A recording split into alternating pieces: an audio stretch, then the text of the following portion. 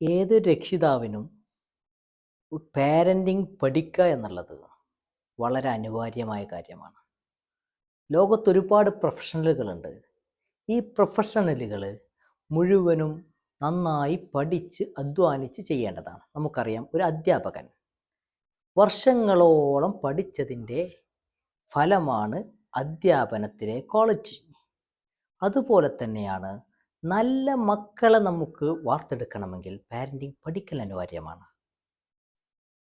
ഇന്ന് ലോകത്ത് ഏറ്റവും വലിയ ക്രിമിനലുകൾ വളരുന്നതും ഉണ്ടാകുന്നതും പാരൻറ്റിങ് ഡിസോർഡർ കാരണമാണ്. പാരൻറ്റിങ് ട്രെയിനറെ സമീപിച്ചാലും ഒരുപാട് വിദ്യാർത്ഥികളുടെ കഥ പറയാം. ആ കഥകളിലെല്ലാം ഒരു പാരൻറ്റിങ് ഡിസോർഡർ നമുക്ക് നേലിച്ച് കാണാൻ കഴിയും.